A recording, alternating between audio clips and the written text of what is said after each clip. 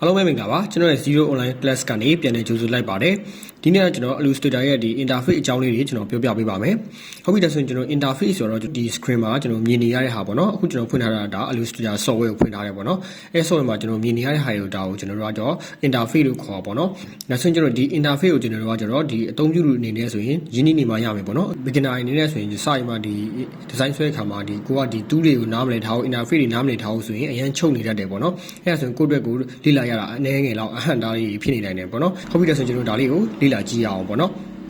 ်ဒါဆိုရင်ကျွန်တော်ဒီထိတ်ဆုံးမှမြင်နေရတဲ့ဒီဘားလေးကိုတော့ကျွန်တော်ဘာလို့ခေါ်လဲဆိုရင်မီနူဘားလို့ခေါ်တယ်ပေါ့နော်ဒီမီနူဘားဆိုတော့ကျွန်တော်ဒီဘာနဲ့တဘောတရားအတူတူပဲလဲဆိုရင်ကျွန်တော်တို့ဒီအပြင်စားတောက်ဆိုင်တွေမှာဆိုရင်ကျွန်တော်တို့ဒီမီနူပုတ်လေးရှိတယ်လို့ပဲပေါ့နော်ဒီစားတောက်ဆိုင်တစ်ခုရဲ့ဒီဘာအစားတောက်တွေရတယ်ဒီစားတောက်ဆိုင်မှာဘာတွေရတယ်ဆိုတာကိုကျွန်တော်တို့ဒီမီနူပုတ်ထဲမှာကျွန်တော်တို့မာလို့ရတယ်လို့ပဲပေါ့နော်တခုကျွန်တော်တို့ဒီ software ရဲ့ဒီအောက်မှာရှိနေတဲ့ဒီအရာတွေအားလုံးကိုပေါ့နော်ဒီကကျွန်တော်ဒီမီနူဘားထဲမှာတွားပြီးမှအဖွင့်ပိတ်တွေလုပ်လို့ရတယ်ပေါ့နော်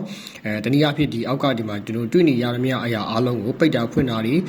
ဒီကတူးလေးတွေကိုကျွန်တော်တို့အသုံးပြုတာမျိုးတွေဖျောက်တာတွေဖြတ်တာတွေကိုအားလုံးကိုဒီမှာကျွန်တော်တို့ဒီမီနူဘားထဲမှာလာပြီးမှထိန်းချုပ်လို့ရတယ်ပေါ့နော်ဒါလေးကျွန်တော် line လေးကြည့်မယ်ဆိုရင်လည်းဒီလိုမျိုးပေါ့နော်သူ့မှာဒီတခြားလုပ်လို့ရတဲ့ဟာလေးတွေအများကြီးကြံနေတယ်ပေါ့နော်ဒါလေးတော့ကျွန်တော်မီနူဘားလို့ခေါ်တယ်ပေါ့နော်ဟုတ်ပြီဒါဆိုရင်ကျွန်တော်နောက်တစ်ခုထပ်သွားရအောင်ပေါ့နော်နောက်တစ်ခုတော့သူ့ရဲ့အောက်ကပေါ့နော်သူ့ရဲ့ဒီအောက်ကဒီဘားလန်းလေးကိုတော့ကျွန်တော်တို့ဘာလို့ခေါ်လဲဆိုရင်ဒါကို control bar လို့ခေါ်ရပေါ့နော် control bar ဆိုတဲ့အတိုင်းပဲဒါကဘာလို့တာလဲဆိုရင်ကျွန်တော်ဒါထိန်းချုပ်တာပေါ့နော်ကိုအသုံးပြုလိုက်တဲ့ဒီ software တစ်ခုပေါ်မှာသူကဘာတွေလုပ်လို့ရလဲပြောင်းလဲလို့ရလား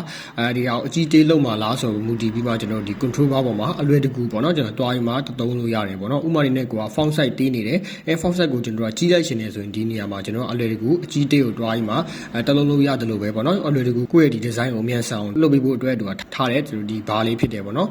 ဒီ control bar တွေကမိတ်ဆွေတို့ကအသုံးပြုနေနေပျောက်သွားတယ်ဆိုရင်ဘယ်မှာတွားဖော်လို့ရလဲဆိုရင်ဒီက menu bar တွေကဒီက window ထဲမှာတက်ဖော်လို့ရတယ်ပေါ့နော်အခုကျွန်တော်ဒါဆိုရင် window ကိုနှိပ်လိုက်မယ်နှိပ်လိုက်လို့ရှိရင်ဒီမှာဆိုရင်ကျွန်တော် control ဆိုတဲ့ဟာလေးကိုသူကအမှန်ကြီးချစ်ထားရပေါ့နော်အဲ့ဒါလေးကိုကျွန်တော်ဖျောက်လိုက်မယ်ဖျောက်လိုက်မယ်ဆိုရင်ဒီက bar လေးကပျောက်သွားမလဲဆိုရင်ဒီက control bar လေးကပျောက်သွားတယ်ပေါ့နော်အဲ့ဒါလေးကိုပြန်ဖော်ခြင်းနဲ့ဆိုရင်ဒီ window ထဲပဲပြန်သွားလိုက်မယ်သွားပြီးမှဒီ control ဆိုတာလေးကိုအမှန်ကြီးချစ်ပေးလိုက်တစ်ချက်နှိပ်ပေးလိုက်ပေါ့နော်ဒါဆိုရင်ဒီက control bar လေးပြန်ပေါ်လာလိမ့်မယ်ပေါ့နော်ဟုတ်ပြီဒါဆိုရင်ကျွန်တော်ဒါလေးကိုတော့ control bar လို့မှတ်ထားရမယ်ပေါ့နော်ဟုတ်ပြီဆိုရင်ကျွန်တော်နောက်တစ်ခုထပ်တွားရအောင်ပေါ့နော်ဟုတ်ပြီဒီဘက်ကအချမ်းကိုတော့ကျွန်တော်ကဘာလို့ခေါ်ရလဲဆိုရင်panel လို့ခေါ်တာပေါ့နော် panel တွေကတော့ဒီမှာဆိုရင်အများကြီးရှိရပေါ့နော်ဒါဆိုရင် property ပေါ့နော်ဒါဆိုရင် layer panel တို့ library panel တို့ color panel တို့ဆိုပြီးမှအများကြီးရှိရပေါ့နော်ဒီ panel တွေကအခုဒီမှာတွေ့နေရတဲ့လောက်ပဲမဟုတ်ဘဲနဲ့ဒီ window တွေကနေပေါ့နော်ကျွန်တော်ဒီ design ဆွဲတဲ့ခါကျရင်လိုကိုတုံးပြမဲ့ panel တွေကိုတွားပြီးမှထုတ်ခဲလို့ရတယ်ပေါ့နော်ဒါတော့ကျွန်တော်တို့ panel လို့ခေါ်တယ် design ဆွဲတဲ့ခါကျရင်ကျွန်တော်တို့ကဒီနေရာမှာအဓိကလာပြီးမှအသုံးပြုကြမှာဖြစ်တယ်ပေါ့နော်ဒါလေးကိုတော့ကျွန်တော်ဒီ panel bar လို့မှတ်ထားရမယ်ဟုတ်ပြီဒါဆိုရင်ကျွန်တော်နောက်တစ်ခုပေါ့နော်နောက်တစ်ခုတော့ကျွန်တော်ဒီလုံးဝအသုံးပြုရမယ့်ဒီဘားလေးပေါ့နော်တူးပေါက်လေးကတော့တစ်ဘက်အချမ်းကပေါ့နော်ဒီဘက်အချမ်းမှာရှိတဲ့ဒီဟာလေးပေါ့နော်ဒါတော့ကျွန်တော်တို့ဘာလို့ခေါ်တာလဲဆိုရင်တူးပါဒါမှမဟုတ်လို့ရှိရင်ကျွန်တော်တူးပေါက်လို့ခေါ်တယ်ပေါ့နော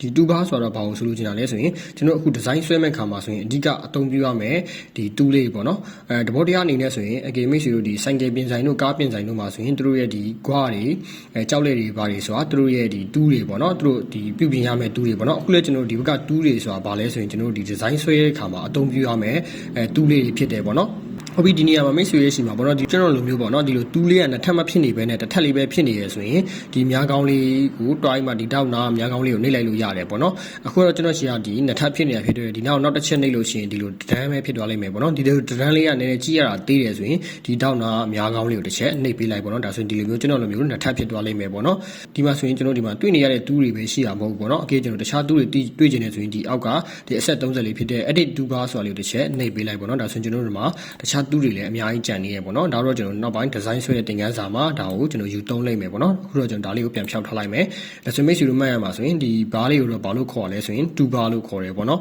်ဟုတ်ပြီနောက်တစ်ခုတော့ဗာလဲဆိုရင်ဒီအောက်ကဒီဘာလန်လေးပေါ့နော်ဒီဘာလန်လေးကိုတော့ကျွန်တော်တို့ကဘာလို့ခေါ်လဲဆိုရင် state တဲ့ဘာပေါ့နော်ကိုယ့်ကိုအခြေအနေလေးပြပြီးတဲ့တူပါပေါ့နော်ကိုကဘယ်လောက်%ဆွဲလိုက်တယ်ဒါမှမဟုတ်လဲကိုကဘယ် software တွေယူထားတယ်ဆိုတာကိုဒီ state တဲ့ဘာလေးမှာတက်ကြည့်လို့ရတယ်ပေါ့နော်ဥပမာနဲ့ကျွန်တော်ဒီဟာလေးကိုတစ်ချက်ထောက်လိုက်မယ်ထောက်လိုက်လို့ရှိရင်ဒီမှာဆိုရင်သူက type ဆိုပြီးမှသူရေးပြသွားတယ်ပေါ့နော်ဒါဆိုရင်ကျွန်တော်ကဒါ type 2ကိုယူထားပါတယ်ဆိုတာလေးကိုတွေ့ရတယ်ပေါ့နော်နောက်တစ်ခုကျွန်တော်ထောက်လိုက်မယ်ဒါဆိုရင်ကျွန်တော်ဒါ eyedropper ဆိုတဲ့တူလေးကိုယူလိုက်တယ်ဒါမှဆိုရင်သူ eyedropper ဆိုပြီးမှသူဒီမှာလေးရေးထားတယ်ပေါ့နော်ဒါဆိုရင်ကိုကဘာ2ကိုယူသွားတယ်ဆိုတာလေးကို သူပြပေးရပေါ့နော်ပြီးရင်ကျွန်တော်တို့ရဲ့ဒီစာမျက်နှာကြီးကိုလည်းကျွန်တော်ဒီ school လေးကနေပေါ့နော်ဟိုဘက်တစ်ဘက်ကိုချွေရမျိုးတွေလုပ်လို့ရမယ်ပေါ့နော်ဒီ bar လေးကိုတော့ဟုတ်ပြီဒါလေးကိုတော့ကျွန်တော်က stated bar လို့ခေါ်ကြတယ်ပေါ့နော်ဟုတ်ပြီနောက်တစ်ခုတော့ကျွန်တော်အခုမြင်နေရတဲ့ဒီစာမျက်နှာကြီးပေါ့နော်ဒီစာမျက်နှာကြီးကျွန်တော်အခု design ဆွဲရမယ့်ဒီအဖြူရောင်စာမျက်နှာကိုတော့ကျွန်တော်ဒီ Illustrator မှာဆိုရင်ဘာလို့ခေါ်ရလဲဆိုရင် upload လို့ခေါ်ရပေါ့နော်ကျွန်တော်တခြား software တွေမှာဆိုတော့ကျွန်တော်ဒီ paper တောင်းတယ် paper ယူတယ်စာရွက်ယူတယ်လို့အဲ့လိုမျိုးပြောကြတယ်ပေါ့နော်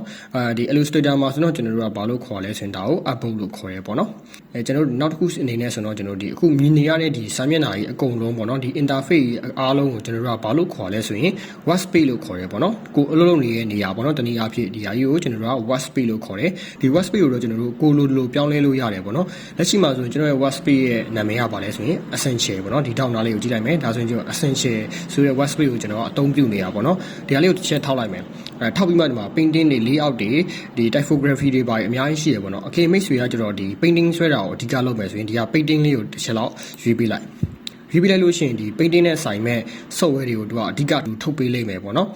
ဒါတော့ကိုစိတ်ကြိုက်ပြောင်းလဲလို့ရတယ် game mate ဆိုတာဒီစာရိုက်မဲ့ဟာပေါ့နော် typography နဲ့ပတ်သက်တဲ့ဟာလေးတွေအဓိကလုပ်မယ်ဆိုရင်ဒါလေးကိုရွေးလိုက်လို့ရှိရင်ဒီစာရိုက်မဲ့ဟာနဲ့ပတ်သက်တဲ့ဒီ tool လေးတွေကိုအဓိကသူ panel လေးတွေကိုသူထုတ်ပေးလိမ့်မယ်ပေါ့နော်ဒါတော့ကျွန်တော်တို့ဒီအတိအကျကြီးမှတ်ထားစရာမလိုကိုနောက်ပိုင်းဒါကိုကျွမ်းကျင်လာတဲ့ခါကြာလို့ရှိရင်ကိုအသုံးများတဲ့ tool တွေကိုတို့များတဲ့ panel တွေကိုရွေးချယ်ပြီးမှဒီနာက new workspace နေရာကနေကိုယ့်ရဲ့နာမည်နဲ့ပေါ့နော်ဒီ workspace လေးကိုအတစ်ဖန်တီးလို့ရတယ်ပေါ့နော်ကျွန်တော်ရဲ့သင်ခန်းစာတစ်ချောင်းမှာဆိုတော့ကျွန်တော်ဒီ essential နဲ့အဓိကပြသွားပေးမယ်ပေါ့နော်အဲ့အတွက်ကိုဒီကျွန်တော် essential ကိုပဲရွေးထားလိုက်မယ်ပေါ့နော်ဒါဆိုရင်ဒါလေးပြောင်းသွားတယ်ပေါ့နော်အခုပြီးတော့ဆိုကျွန်တော်ဒီ Illustrator ရဲ့ interface အကြောင်းကတော့တော်တော်လေးစုံသွားပြီပေါ့နော်နောက်တစ်ခုအနေနဲ့ဆိုတော့ကျွန်တော်တို့ဒီ interface ရဲ့ color လေးတွေ change ဟာလေးတွေကျွန်တော်ပြောပြပေးပါမယ်ဒါဆိုအခုကျွန်တော် color လိုမျိုးပေါ့နော်ဒီအနက်ရောင်လေးမျိုးဖြစ်နေဘူးမိတ်ဆွေတို့ကအဖြူရောင်ဖြစ်နေတယ်ဒါအနက်ရောင် change နေတယ်ဆိုရင်ဘယ်နေတဲ့ change ပါလဲဆိုရင်ကျွန်တော်ဒီ menu bar တွေကဒီ edit ထဲကိုတွားမယ်ပေါ့နော် edit ထဲကိုဝင်လိုက်မယ်ဝင်ပြီးလို့ရှိရင်ကျွန်တော်ဒီအောက်က preference ဆိုတဲ့ထဲကိုဝင်လိုက်မယ်ဒီ preference နဲ့ကကျွန်တော်ဘယ်ကိုတွားမလဲဆိုရင်ဒီက general ဆိုတဲ့ထဲကိုဝင်လိုက်မယ်ပေါ့နော်ပြီးလို့ရှိရင်ကျွန်တော်နောက်တစ်ခုဘယ်ကိုထပ်တွားမလဲဆိုရင်ဒီက user interface ဆိုတဲ့ထဲကိုထပ်တွားလိုက်မယ်ပေါ့နော်ဒီကဒုတိယတစ်ခုကိုကျွန်တော်ရွေးထားတာပေါ့နော် game series ကဒီအဖြူရောင်ကြိုက်တယ်ဆိုရင်ဒီအဖြူရောင်ကိုရွေးလိုက်ပေါ့နော်ဒါဆိုရင်ဒီသူ့ရဲ့ UI လေးကအဖြူရောင်ပြောင်းလဲသွားလိမ့်မယ်ဒီထက်ကိုနည်းနည်းလေးမောင်ချင်တယ်ဆိုရင်ဒီကိုထပ်လာမယ်ဒီထက်ကိုထပ်မောင်ချင်တယ်ဆိုရင်ထပ်တိုးမယ်ပေါ့နော်โอเคလုံးဝကိုကအနက်ဆုံးကြိုက်တယ်ဆိုရင်ဒါလေးကိုရွေးပေးလိုက်ပေါ့နော်ဒီ Illustrator ရဲ့ setting အချို့ကတော့ကျွန်တော်နဲ့နည်းနည်းလေးကွဲပြားနေတာမျိုးတွေဖြစ်နေနိုင်တယ်ပေါ့နော်လက်ရှိကျွန်တော်သုံးတာတော့ဒီ Illustrator ဘာချင်းကျွန်တော်2020ကိုအသုံးပြုနေရပေါ့နော်မိတ်ဆွေတွေကဒီ2018 2019ဒီထက်ကိုကျွန်တော်အထက်ကိုပိုလို့မြင်နေ2020နဲ့2023ဘာချင်းတွေသုံးနေရဆိုတော့အနည်းငယ်လောက်กว่าချားမှုလေးတွေတွေ့နိုင်တယ်ပေါ့နော်ဟုတ်ပြီဒါဆိုရင်ဒါတော့ကျွန်တော်တို့ဒီကိုယ့်ရဲ့ဒီ interface ရဲ့ color လေးတွေချိန်တဲ့ဟာလေးကိုပြောပြပေးရပါတော့နောက်တစ်ခုကဒီက tool လေးတွေကမိတ်ဆွေရဲ့ဒီအမြင်မှာအရန်သေးလွန်းနေရဆိုရင်ဒီက UI scaling ဒီ small လေးကိုကျွန်တော်ရွေးထားပါတော့အဲ့ဒါကိုဒီက less ကိုလေးပြောင်းပေးလိုက်လို့ရတယ်ပေါ့နော်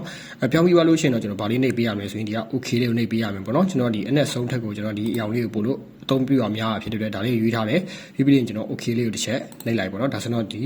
ကိုရွေးချယ်ထားတဲ့ဒီ color လေးတွေပြောင်းလဲသွားလိမ့်မယ်ပေါ့နော်အခုတင်ခန်းစာမှာဆိုတော့ဒီ Illustrator နဲ့ပတ်သက်ပြီးမှကျွန်တော်ဒီ user interface အကြောင်းလေးတွေရှင်းပြခဲ့တယ်ပေါ့နော်ဒါတော့ဆိုတော့မိတ်ဆွေတို့နားလည်မယ်လို့မျှော်လင့်ပါတယ်ကျေးဇူးတင်ပါတယ်